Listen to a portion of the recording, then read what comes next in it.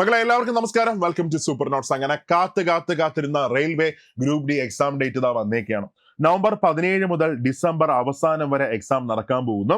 ഏതാണ്ട് 40 ദിവസങ്ങൾ കൊണ്ടാണ് റെയിൽവേ ഈ എക്സാം കണ്ടക്ട് ചെയ്യാൻ പോകുന്നത്. എന്ന് വെച്ചാൽ 1,12,00,000 ആൾക്കാർ അപ്ലൈ ചെയ്ത പരീക്ഷയാണ്. സോ ഇത്രയും ദിവസങ്ങൾ എടുക്കും. ഓക്കെ, അപ്പൊ ഇനി നമ്മൾ നോക്കുകയാണെങ്കിൽ ഏറ്റവും ചുരുങ്ങിയത് നിങ്ങളുടെ മുമ്പിൽ 67+ ദിവസങ്ങൾ പ്രിപ്പറേഷൻ ആയിട്ട് കിടപ്പുണ്ട്. എന്ന് വെച്ചാൽ നവംബർ 17 എക്സാം എങ്കിൽ 67 ദിവസങ്ങൾ. അപ്പൊ എല്ലാവർക്കും നവംബർ 17 നവംബർ മാസത്തിലോ കിട്ടുമെന്ന് ഒരു നിർബന്ധമില്ല. പലർക്കും എക്സാം നടക്കാൻ പോകുന്നത് ചിലപ്പോൾ ഡിസംബർ മാസത്തിലായിരിക്കും. അങ്ങനെയാണെങ്കിൽ ഏറ്റവും ചുരുങ്ങിയത് 80+ ദിവസങ്ങൾ നിങ്ങളുടെ മുമ്പിലുണ്ട്.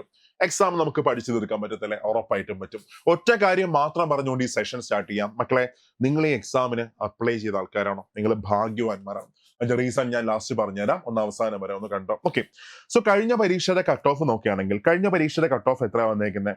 അവിടെ ജനറൽ കാറ്റഗറി ആണെങ്കിൽ 71 മാർക്കാണ് കട്ട് ഓഫ് വന്നേക്കുന്നത്. ഗ്രൂപ്പ് ഡിയുടെ 71 മാർക്ക് കട്ട് ഓഫ്. നോക്കാം, 100 മാർക്കിനാണ് എക്സാം വരുന്നത്. 1.5 മണിക്കൂർ എക്സാമിന് സമയമുണ്ട്.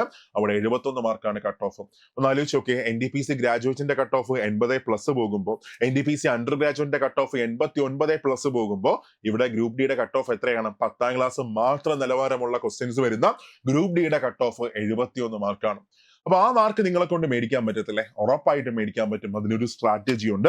അപ്പം നമുക്ക് വിചാരിക്കാം, നിങ്ങൾ വിചാരിക്കും കഴിഞ്ഞ പരീക്ഷയുടെ കട്ട് ഓഫ് അല്ലേ 71, സോ ഇത്തവണ കൂടാനൊക്കെ ചാൻസ് അല്ലേ? അവിടെ നിന്ന് ആലോചിച്ച് നോക്കി, നോട്ടിഫിക്കേഷൻ വന്ന് 8 മാസങ്ങൾക്കൊക്കെ ശേഷമാണ് ഇവിടെ എക്സാം നടക്കാൻ പോകുന്നത്. അത് ഒരുപാട് പ്രശ്നങ്ങളിലൂടെ കടന്നുപോയാണ് ഈ എക്സാം നടക്കാൻ പോകുന്ന. ഒരു കേസ് കിടപ്പുണ്ട്. ഒരുപാട് പേരുടെ പഠിത്തം വീണ്ടും താഴേക്ക് വന്നു, നീണ്ടുപോയി, വീണ്ടും താഴേക്ക് വന്നു. എല്ലാവരും ഇനി മുതലായിരിക്കും ഒന്ന് ഹൈ ആവാൻ പോകുന്നത്. സോ ആ സമയത്ത് നിങ്ങളെ ഒന്ന് കത്തിക്കാൻ തയ്യാറാണെങ്കിൽ മക്കളെ, അടുത്ത വർഷം ഈ ജോലി നിങ്ങളുടെ കയ്യിലിരിക്കും. അടിപൊളി പോസ്റ്റ് ആണ്. സ്റ്റാർട്ടിങ് തന്നെ നിങ്ങൾക്ക് ഏതാണ്ട് 40,000+ സാലറി കിട്ടും. കാരണം അടുത്ത വർഷം പുതിയ പേ കമ്മീഷൻ ഒക്കെ വരാൻ പോവുകയാണ്. സോ ഏറ്റവും ചുരുങ്ങിയത് 40,000+ സാലറിയിൽ നിങ്ങൾ കയറാൻ പോവുകയാണ്. ഓക്കെ, അപ്പോ ആഞ്ഞു പഠിച്ചോ. ഒരു 71 മാർക്ക് പോട്ടെ, ഒരു 75 മാർക്ക് നിങ്ങൾ ഒരു ബെഞ്ച് മാർക്ക് പിടിച്ചോ. 75+ നിങ്ങൾ മേടിക്കുമെങ്കിൽ നിങ്ങൾ അടുത്ത വർഷം സർവീസിൽ കയറിയിരിക്കും. ഓക്കെ, ഇനി എങ്ങനെ നമുക്ക് ഇത്രയും മാർക്ക് നമുക്ക് മേടിക്കാം? എന്ത് ഈസിയാണ് നിങ്ങൾ നോക്കിയാൽ. കുറച്ച് കാര്യങ്ങൾ ഞാൻ നിങ്ങൾക്ക് പറഞ്ഞുതരാം. അവിടെ നോക്കാം, എന്തുകൊണ്ട് നിങ്ങൾ എക്സാമിന് പ്രിപ്പയർ ചെയ്യണം?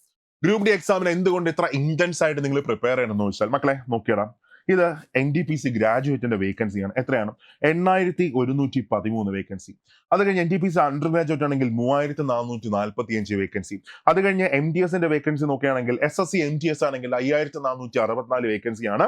അതേപോലെ തന്നെ നമ്മുടെ SSC CHSLന്റെ വേക്കൻസി ആണെങ്കിൽ 3,131 വേക്കൻസി. ദെൻ CGLന്റെ വേക്കൻസി നോക്കുകയാണെങ്കിൽ 14,582 വേക്കൻസി. എന്ന് വെച്ചാൽ ഇത്രയും വേക്കൻസികൾ മൊത്തത്തിൽ കൂട്ടിയെടുത്താൽ പോലും ഗ്രൂപ്പ് ഡിയുടെ അത്രയും വേക്കൻസി വരത്തില്ല. 32,000+ വേക്കൻസിയിലാണ് ഇപ്പൊ ഗ്രൂപ്പ് ഡി നോട്ടിഫിക്കേഷൻ വന്നേക്കുന്നത്. അതായത് നിലവിൽ തന്നെ 32,000+ വേക്കൻസി ഉണ്ട്. ഇനിയും അങ്ങോട്ട് വേക്കൻസി കൂടാനായിട്ട് നല്ലോണം ചാൻസ് ഉണ്ട്. സോ ഇത്രയും പരീക്ഷകൾ, ഈ 5-6 പരീക്ഷകളെ ചേർത്ത് വെച്ചാൽ പോലും ഗ്രൂപ്പ് ഡിയുടെ അത്ര വേക്കൻസി ഇല്ല. പോരെ, ഒരു എക്സാമിന് പ്രിപ്പയർ ചെയ്യാനായിട്ട് ഈ ഒരൊറ്റ കാരണം മാത്രം പോരെ, ഇത്രയും വേക്കൻസി കട്ടയ്ക്ക് അങ്ങോട്ട് കിടപ്പുണ്ട്. ഓക്കെ, ഇനി എങ്ങനെ നമുക്ക് ഈ മാർക്ക് നമുക്ക് നേടിയെടുക്കാം? എന്താണ് അതിന്റെ സ്ട്രാറ്റജി? ഫുൾ കാര്യങ്ങൾ നമുക്ക് ഡിസ്കസ് ചെയ്യാം. നോക്കേ, ഇവിടെ എങ്ങനെയാണ് മാർക്ക് ഡിസ്ട്രിബ്യൂഷൻ വരുന്നത്? നിങ്ങൾക്ക് എല്ലാവർക്കും അറിയാം മാർക്ക് ഡിസ്ട്രിബ്യൂഷൻ ഇങ്ങനെയാണ്. അത് അപ്പൊ ഞാൻ പറയേണ്ട ആവശ്യമില്ല. പക്ഷെ ഒരു കാര്യം ഞാൻ പറഞ്ഞു നോക്കി, സയൻസ് 25 ക്വസ്റ്റ്യൻസ് 25 മാർക്കാണ്. Maths 25 questions 25 mark. Reasoning 30 questions 30 mark. അടുത്ത GK 20 ക്വസ്റ്റ്യൻസ് 20 മാർക്കാണ്. ഇവിടെ എല്ലാവരും ചെയ്യുന്ന ഒരു മണ്ടത്തരം, GK ഒരുപാട് അങ്ങ് പഠിച്ചുകൊണ്ട് നടക്കും. മക്കളെ, GK ബുക്ക് വരെ നിങ്ങൾ തുറന്നു നോക്കരുത്. എന്ന് വെച്ചാൽ എല്ലാം പഠിച്ച സമയം ഉണ്ടെങ്കിൽ മാത്രമേ നിങ്ങൾ GKയിലേക്ക് വരാവൂ. കാരണം ഇവിടെ GK 20 മാർക്ക് ഉണ്ടെങ്കിലും അതിനകത്ത് ഏതാണ്ട് ഒരു 8 മാർക്കൊക്കെ കോൺട്രിബ്യൂട്ട് ചെയ്യുന്നവരായിരിക്കും കറണ്ട് അഫേഴ്സ് ആയിരിക്കും. സോ കറണ്ട് അഫേഴ്സ് പഠിച്ചോ, അതിനകത്ത് റിസൾട്ട് കിട്ടും, ഒരു പ്രശ്നമില്ല. എന്നിട്ട് GKയിലെ സെലക്ടഡ് ടോപ്പിക്കുകൾ മാത്രം പഠിച്ചോടാം. അവിടെ നമുക്ക് അത്യാവശ്യം മാർക്ക് സ്കോർ ചെയ്യാൻ പറ്റും. ഇനി അതിന് പുറത്തൊക്കെ വരികയാണെങ്കിൽ എല്ലാം കഴിഞ്ഞതിന് ശേഷം മാത്രം സമയം ഉണ്ടെങ്കിൽ ഇതിങ്ങനെ പ്രിപ്പറേഷൻ നിങ്ങൾ സ്റ്റാർട്ട് ചെയ്താൽ മതി. ഓക്കെ, ഇനി ഇവിടെ നോക്കുക, നമ്മളിപ്പോ സയൻസ് നോക്കുകയാണെങ്കിൽ എല്ലാം കൂടെ കൂട്ടിയെടുത്താൽ ഒരു 24 ടോപ്പിക്കലേ വരത്തുള്ളൂ. 24 ടോപ്പിക്ക്. മാത്സ് വന്നിട്ട് 17 ടോപ്പിക്കാണ്. റീസണിങ് 15 ടോപ്പിക്കാണ്. അപ്പോ ഇത്രയും മാത്രമേ ഉള്ളൂ. Science 24 topic, maths 17 topic, then reasoning ആണെങ്കിൽ 15 ടോപ്പിക്ക്. ഒരു ദിവസം ഒരു ടോപ്പിക്ക് വെച്ച് പഠിച്ചാൽ പോലും നിങ്ങൾക്ക് ഇത് മൊത്തം തീർക്കാൻ പറ്റും. അപ്പോൾ ഇനിയും നിങ്ങളുടെ മുമ്പിൽ ഇത്രയും സമയം കിടപ്പുണ്ട്. അത് നിങ്ങൾ ആരും മറന്നു പോരുത്. ഓക്കെ, ഇനി അടുത്ത് എന്താണ് നമ്മുടെ സ്ട്രാറ്റജി? എന്താണ് സ്ട്രാറ്റജി എന്ന് ചോദിച്ചാൽ, ഫസ്റ്റ് എക്സാമിനെ അണ്ടർസ്റ്റാൻഡ് ചെയ്യുക, മനസ്സിലാക്കുക എങ്ങനെയാണ് ക്വസ്റ്റ്യൻസ് വരുന്നത്. ഇവിടെ ക്വസ്റ്റ്യൻസ് വരുന്നത് MCQയിലാണ് ക്വസ്റ്റ്യൻസ് വരുന്നത്. 1 വേർഡ് ആണ് ക്വസ്റ്റ്യൻസ് വരുന്നത്. അപ്പൊ അവിടെ നമുക്ക് മാത്സ് റീസണിങ് 55 മാർക്ക് കിടപ്പുണ്ട്. ഒരു ക്വസ്റ്റ്യനെ നമുക്ക് ഏറ്റവും ചുരുങ്ങിയത് ഒരു 50 സെക്കൻഡിനകത്ത് നമുക്ക് എന്ത് ചെയ്യാൻ പറ്റണം, ക്ലോസ് ചെയ്യാൻ പറ്റണം. എന്നാലേ നമുക്കിവിടെ റിസൾട്ട് കിട്ടത്തുള്ളൂ. ഇപ്പൊ എല്ലാ ക്വസ്റ്റ്യൻസും നമുക്ക് അറ്റൻഡ് ചെയ്യാൻ പറ്റുന്ന ഒരു നിർബന്ധമില്ല. പക്ഷേ 50 സെക്കൻഡിനകത്ത് അറിയാവുന്ന ക്വസ്റ്റ്യൻസ് മൊത്തം നമുക്ക് തീർക്കാൻ പറ്റണം. അതാണ് സ്ട്രാറ്റജി. നമുക്ക് എത്രത്തോളം ടോപ്പിക് അറിയാം, എത്രത്തോളം കണ്ടന്റ് അറിയാം, എന്തുമാത്രം മാങ്ങാത്തൊലി അറിയാം, ഒരു കാര്യമില്ല. നിങ്ങൾ എത്രത്തോളം ക്വസ്റ്റ്യൻസ് പ്രാക്ടീസ് ചെയ്ത് നിങ്ങളുടെ സ്പീഡ് കൂട്ടുന്നോ അവിടെയാണ് നിങ്ങളുടെ റിസൾട്ട് ഇരിക്കുന്നത്. അപ്പോൾ ഒരുപാട് നിങ്ങൾ ടോപ്പിക്ക് വാരി വലിച്ച് പഠിച്ചങ്ങ് പോകരുത്. എത്രത്തോളം ക്വസ്റ്റ്യൻസ് നിങ്ങൾക്ക് പ്രാക്ടീസ് ചെയ്യാൻ പറ്റുമോ അത്രയും ക്വസ്റ്റ്യൻസ് അങ്ങ് പ്രാക്ടീസ് ചെയ്യാം. അത് കഴിഞ്ഞ് രണ്ടാമതായിട്ട് കോമ്പറ്റീഷൻ ലെവൽ ഒന്ന് മനസ്സിലാക്കണം. മക്കളെ, CGL-ന്റെ ഒക്കെ കോമ്പറ്റീഷൻ എന്നൊക്കെ പറഞ്ഞാൽ ഏതാണ്ട് അപ്ലൈ ചെയ്യുന്ന 5000 6000 ഒരാൾക്ക് ജോലിയാണ്. കറക്റ്റ് അല്ല, ചിലപ്പോൾ കൂടാം. ഓക്കെ, 6000 അപ്ലൈ ചെയ്യുന്നുണ്ടെങ്കിൽ ഒരാൾക്കാണ് ജോലി കിട്ടുന്നത്. പക്ഷേ ഗ്രൂപ്പ് ഡി നോക്കുകയാണെങ്കിൽ, ഇവിടെ ഗ്രൂപ്പ് ഡി ചെന്നൈ നോക്കുകയാണെങ്കിൽ 1,63,000 പേരാണ് അപ്ലൈ ചെയ്തേക്കുന്നത്. 1,63,000 വേക്കൻസി നോക്കുകയാണെങ്കിൽ 1083 വേക്കൻസി ഉണ്ട്. അപ്ലൈ ചെയ്യുന്ന 150 ഒരാൾക്ക് ജോലി.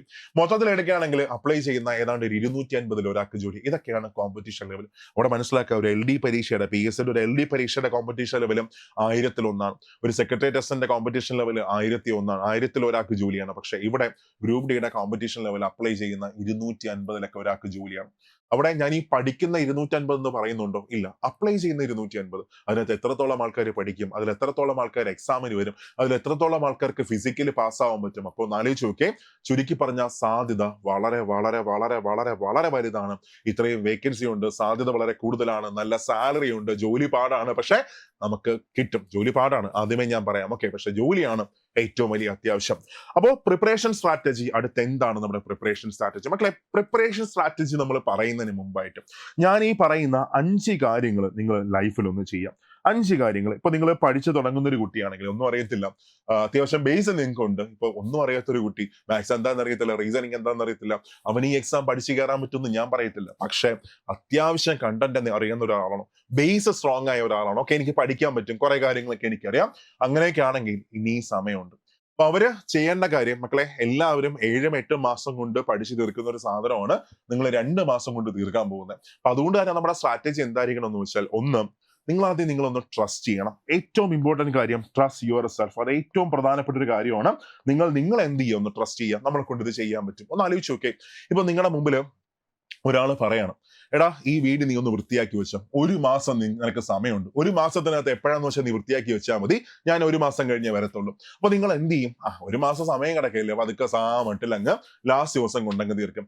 അതേസമയം ഒരാൾ നിങ്ങളടുത്ത് പറയാണ് 2 മണിക്കൂറേ ഉള്ളൂ, ഈ 2 മണിക്കൂറിനകത്ത് ഈ വീടൊന്ന് ക്ലീൻ ചെയ്ത് വെക്കാം. അപ്പൊ നിങ്ങൾ എന്ത് ചെയ്യും? നിങ്ങൾ ഓടി ചാടി അധ്വാനിച്ച് എല്ലാം എന്ത് ചെയ്യും? അങ്ങ് തീർത്തങ്ങ് വെക്കും. ഓക്കെ, അപ്പൊ രണ്ടിലും നടക്കുന്ന സെയിം കാര്യമാണ് നടക്കുന്നത്. രണ്ടിലും നിങ്ങൾ വീട് വൃത്തിയാക്കുന്നുണ്ട്. ഒന്നിൽ 1 മാസം എടുത്ത് ചെയ്യുന്നു, ഒന്നിൽ 2 മണിക്കൂർ കൊണ്ട് ചെയ്യുന്നു. അവിടെ മനസ്സാണ് ഏറ്റവും പ്രധാനം. ഓക്കെ, സോ പറ്റുമെന്ന് ആദ്യം നിങ്ങളൊന്ന് വിശ്വസിക്കാം. ചിലപ്പോൾ എല്ലാവരും നിങ്ങളെ എതിർക്കാൻ വരും, എല്ലാവരും നിങ്ങളെ കുറ്റം പറയാൻ വരും, എന്ത് സംഭവിക്കാം. പക്ഷെ നിങ്ങളെ ട്രസ്റ്റ് ചെയ്യുക. മറ്റൊരാൾ നിങ്ങളെ ട്രസ്റ്റ് ചെയ്യാൻ വരത്തില്ല. നിങ്ങളെ കൊണ്ട് പറ്റും, നിങ്ങളത് ചെയ്യും, അതിനുവേണ്ടി എഫേർട്ട് കൊടുക്കുന്നു. നിങ്ങൾ ഉറപ്പായിട്ട് നിങ്ങളൊന്ന് വിശ്വസിക്കുക. അത് കഴിഞ്ഞ് രണ്ടാമതായിട്ട്, മക്കളെ, നിങ്ങളുടെ സമയം വളരെ വളരെ വളരെ ഇമ്പോർട്ടന്റ് ആണ്. Save your time.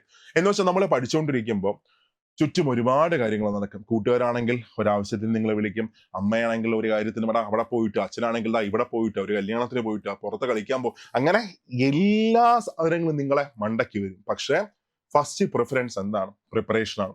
അവിടെ നിങ്ങൾ നോ പറയാൻ പഠിക്കണം. ആരെന്ത് പറഞ്ഞാലും അവർ പിണങ്ങും. ഓക്കെ, പുള്ളി എന്നെ വിളിച്ച് ഞാൻ പോയില്ല എങ്കിൽ പുള്ളി എൻ്റെ അടുത്ത് പിണങ്ങും, സോ പെട്ടെന്നൊന്ന് പോയിട്ട് വരാം. ഒരിക്കലും അല്ല മക്കളെ, നിൽക്കേണ്ട ബന്ധങ്ങളൊക്കെ അവിടെ നിൽക്കും. പോവേണ്ട ഇങ്ങനെയുള്ള കൊച്ചു കാര്യങ്ങളിൽ പോവേണ്ട ബന്ധങ്ങളൊക്കെ ആണെങ്കിൽ പുല്ലങ്ങ് പോട്ടെന്ന് വയ്ക്കുക, അത്രേ ഉള്ളൂ.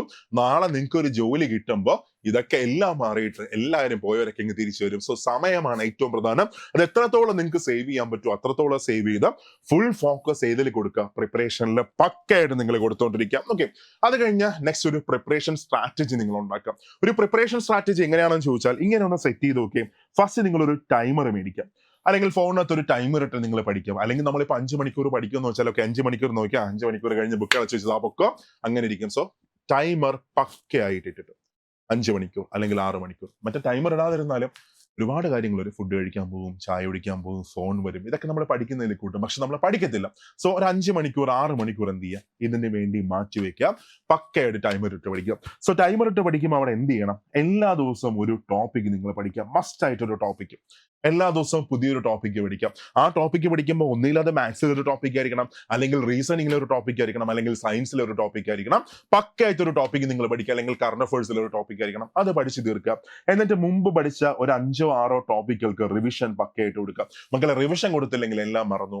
സോ മാത്സ് ഒക്കെ ആണെങ്കിൽ റിവിഷൻ കൊടുക്കണമെന്നില്ല. മാത്സ് ആയിക്കോട്ടെ, റീസണിങ് ആയിക്കോട്ടെ, റിവിഷൻ കൊടുക്കണമെന്നില്ല. എല്ലാ ദിവസവും ഒരു ടെസ്റ്റ് വെച്ച് പ്രാക്ടീസ് ചെയ്തുകൊണ്ടിരുന്നാൽ മതി. ഒരു ഫുൾ ടെസ്റ്റ്, 100 മാർക്കിന്റെ ഒരു പക്ക ടെസ്റ്റ് വെച്ച് പ്രാക്ടീസ് ചെയ്തുകൊണ്ടിരുന്നാൽ മതി. നമുക്ക് നമ്മുടെ സ്പീഡ് കൂട്ടാൻ പറ്റും. ആ ടോപ്പിക്കുകൾ വരുമ്പോൾ അതിലെ ക്വസ്റ്റ്യൻസ് ചെയ്യുമ്പോൾ നമ്മുടെ മനസ്സിനകത്ത് ആ ടോപ്പിക്കിലെ റൂൾസ് ആണ് എന്ത് ചെയ്യുന്നത്, റിപ്പീറ്റ് ചെയ്തുകൊണ്ടിരിക്കുന്നത്. സോ അവിടെ ഏറ്റവും നല്ലൊരു സ്ട്രാറ്റജിയാണ് ഒരു ടോപ്പിക്ക് പഠിക്കുക, ടോപ്പിക്കുകൾക്ക് റിവിഷൻ കൊടുക്കുക, എല്ലാ ദിവസവും ഒരു ഫുൾ ടെസ്റ്റ് എടുക്കുക. എല്ലാ ദിവസവും ഒരു ഫുൾ ടെസ്റ്റ് എടുക്കുക. ഒന്ന് ആലോചിച്ച് നോക്കേ മക്കളെ, എല്ലാ ദിവസവും ഒരു ഫുൾ ടെസ്റ്റ് നിങ്ങൾ എടുക്കുകയാണെങ്കിൽ ഇനി എക്സാമിന് 80 ദിവസം മുമ്പിലുണ്ട്. സോ 80 പരീക്ഷകൾ എഴുതിയ എക്സ്പീരിയൻസുമായിട്ടാണ്, ഐ റിപ്പീറ്റ്, 80 പരീക്ഷകൾ എഴുതിയ എക്സ്പീരിയൻസുമായിട്ടാണ് നിങ്ങൾ എക്സാം സെന്ററിലേക്ക് പോകുന്നത്. തോൽപ്പിക്കാൻ പറ്റത്തില്ല, നിങ്ങൾക്ക് പക്കയായിട്ട് സ്പീഡ് കിട്ടും. അതേപോലെ ഒരുപാട് നെഗറ്റീവ്സ് നിങ്ങൾക്ക് മാറ്റാൻ പറ്റും, എല്ലാം ചെയ്യാൻ പറ്റും. സോ ഇത്രയൊന്ന് ചെയ്തു നോക്കുക. ഇതാണ് സ്ട്രാറ്റജി. പുതിയ ടോപ്പിക്ക് മേടിക്കുക, റിവിഷൻ കൊടുക്കുക, മാക്സിമം ക്വസ്റ്റ്യൻസ് കൊടുക്കുക. ഏറ്റവും ചുരുങ്ങിയത് 100 ക്വസ്റ്റ്യൻസ് എങ്കിലും എല്ലാ ദിവസവും നിങ്ങൾ പ്രാക്ടീസ് ചെയ്തുകൊണ്ടിരിക്കുക. ഓക്കെ ആണ്. അത് കഴിഞ്ഞ നെക്സ്റ്റ് രണ്ടാമതായിട്ട് ടോപ്പിക് എന്താണ് നിങ്ങൾക്കറിയാം, maths, reasoning, science, current affairs, അതിന് മാത്രം കൊടുത്തുകൊണ്ടിരിക്കുക. റിവിഷൻ കൊടുക്കുക, മൈക്രോ നോട്ട്സ് കൊടുക്കുക. മൈക്രോ നോട്ട്സിന്റെ ലക്ഷ്യം എന്ന് പറഞ്ഞാൽ ഇപ്പൊ സൂപ്പർ നോട്ട്സും നമ്മുടെ ഗ്രൂപ്പ് ഡി, NTPC എക്സാംസിനെല്ലാം തന്നെ മൈക്രോ നോട്ട്സ് കൊടുത്തിട്ടുണ്ട്. അപ്പൊ റിവിഷൻ ഒക്കെ ആണെങ്കിൽ ഒരുപാട് സമയം കളയരുത്.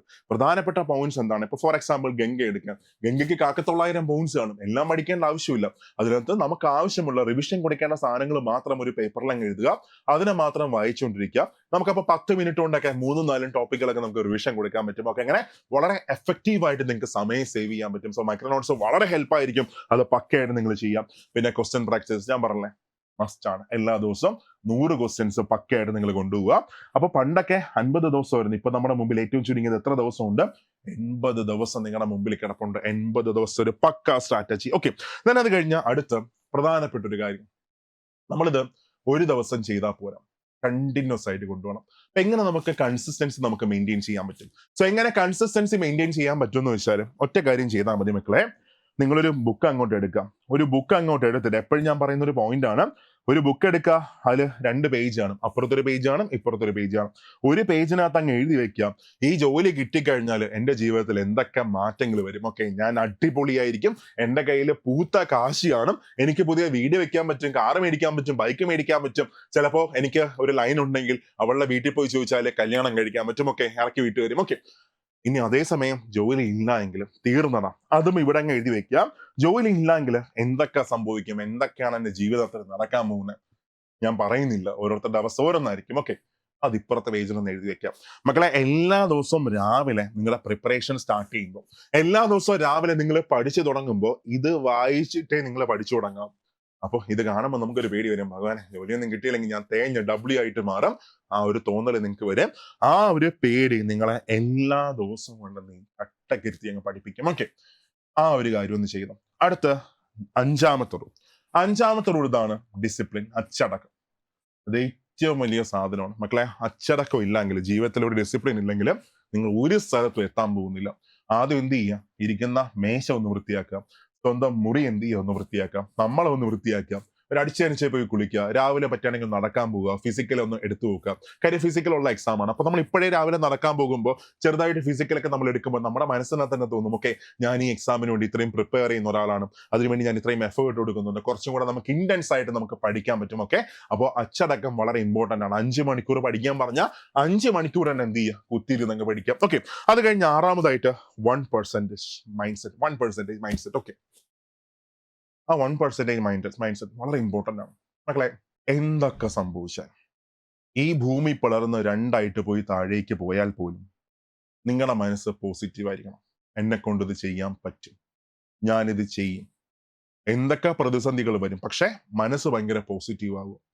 അങ്ങനെയാണെങ്കിൽ എല്ലാ തടസ്സങ്ങളും മാറും. അതേസമയം നമ്മുടെ മനസ്സിനകത്ത് നിറയെ വിഷമങ്ങളാണ്. അയ്യോ ഈശ്വര കഷ്ടപ്പാടാണ്, ഈശ്വര ബുദ്ധിമുട്ടാണ്, ഈശ്വര ആരും എന്നെ ഒന്നും നല്ലതൊന്നും പറയുന്നില്ല, ചീത്ത മാത്രമേ പറയുന്നുള്ളൂ, പൈസയൊന്നുമില്ല, കഷ്ടപ്പാടാണ്, ഇങ്ങനെ നമ്മൾ ഈശ്വരന്റെ അടുത്ത് പോയി പ്രാർത്ഥിച്ചാലും, പണ്ട് മറ്റേ അഭിഷേക് സാറ് പറയുന്ന പോലെ, കഷ്ടപ്പാടാണോ, കുറച്ച് കഷ്ടപ്പാടിരിക്കട്ടെ, കൊണ്ടുവെക്കും. അത് കഴിഞ്ഞ് ബുദ്ധിമുട്ടാണോ, ഇന്നാ കുറച്ചും കൂടെ കൊണ്ടുവെക്കും. അങ്ങനെ വിചാരിക്കത്തുള്ളൂ. സോ വളരെ പോസിറ്റീവായിട്ടൊരു മൈൻഡ് നിങ്ങൾ സെറ്റ് ചെയ്യുക.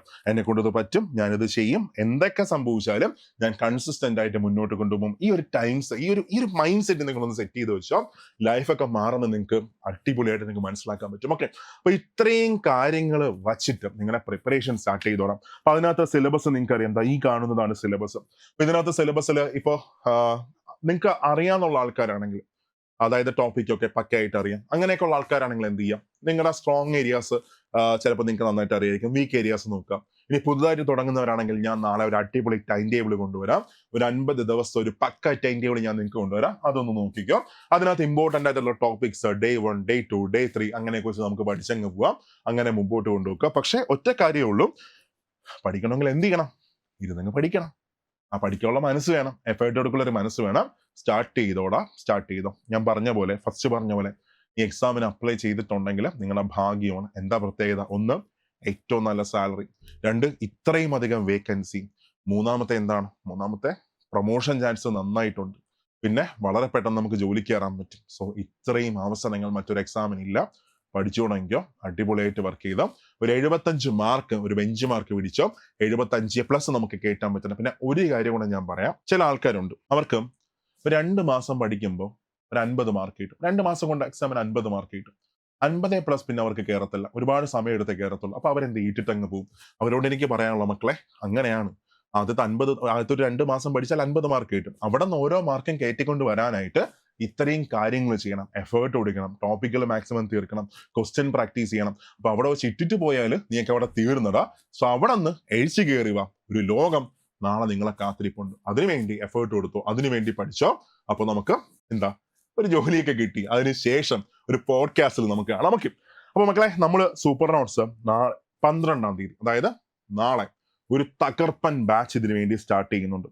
അപ്പൊ നമ്മളെ വരാൻ പോകുന്ന ഈ എക്സാമിന് വേണ്ടിയിട്ട് ഒരു പക്കായിട്ടൊരു ബാച്ച് നമ്മൾ സ്റ്റാർട്ട് ചെയ്യുന്നുണ്ട്, ഏറ്റവും ചുരുങ്ങിയ ഫീസിൽ. എന്തൊക്കെയാണ് അതിനകത്ത് കിട്ടുന്നതെന്നറിയാം. 1, maths, reasoning, science full coverage പക്കയായിട്ട് നിങ്ങളെ പഠിപ്പിച്ച് സെറ്റാക്കി അങ്ങ് പോകും. അതേപോലെ കറണ്ട് അഫേഴ്സും, അടിപൊളിയായിട്ട് റിവിഷൻ, ഒരുപാട് ക്വസ്റ്റ്യൻ പ്രാക്ടീസ് സെഷൻസ്. ഇത്രയും വച്ചും ഇംഗ്ലീഷിലും മലയാളത്തിലും നിങ്ങൾക്ക് ക്ലാസ് കിട്ടും. ഇംഗ്ലീഷിലും മലയാളത്തിലും ക്ലാസ്, അത് കഴിഞ്ഞ് ഇംഗ്ലീഷിലും മലയാളത്തിലും നോട്ട്സ് എന്നൊക്കെ പറഞ്ഞാൽ PPT എടുത്തിട്ട് ക്ലാസ് എടുത്ത് PPT കൊണ്ടുപോക്കുക, അങ്ങനെയല്ല. ഒരു ഫാക്കൽറ്റി ക്ലാസ്സിനകത്ത് എന്തൊക്കെ പറയുന്നു ആ പോയിന്റ്സ് എല്ലാം ഇൻക്ലൂഡ് ചെയ്തുകൊണ്ടുള്ള പക്കയായിട്ടുള്ള പ്രിന്റ് റെഡി ആയിട്ടുള്ള നോട്ട്. കാര്യം ഇനി നോട്ട് എഴുതി പഠിക്കാനൊന്നും സമയമില്ല. നിങ്ങളിപ്പോൾ ഒരു നോട്ടില്ലാത്തൊരു ക്ലാസ്സിൽ പോയിരിക്കുകയാണ്, എത്രത്തോളം നിങ്ങൾക്ക് പഠിക്കാൻ പറ്റും? നോട്ട് എഴുതി തീർക്കാൻ തന്നെ 1 മണിക്കൂറിന്റെ ക്ലാസ് നോട്ട് എഴുതണമെങ്കിൽ 3 മണിക്കൂർ വേണം, അത്രയും സമയമില്ല ദിവസം. ഓക്കെ, അപ്പൊ അതിനുവേണ്ടി പ്രിന്റ് റെഡി ആയിട്ടുള്ള PDF, മൈക്രോ നോട്ട്സ്, നേരത്തെ പറഞ്ഞില്ല മൈക്രോ നോട്ട്സ്, അതേപോലെ തന്നെ ടെസ്റ്റ് പാക്ക് എന്ന് പറഞ്ഞാൽ അതിനകത്ത് 20 ഫുൾ ടെസ്റ്റ് നിങ്ങൾക്ക് കിട്ടും, 20+ ഫുൾ ടെസ്റ്റ് നിങ്ങൾക്ക് കിട്ടും. 20 മലയാളത്തിലെ ടെസ്റ്റ് കിട്ടും, 20 ഇംഗ്ലീഷിലെ ടെസ്റ്റ് കിട്ടും.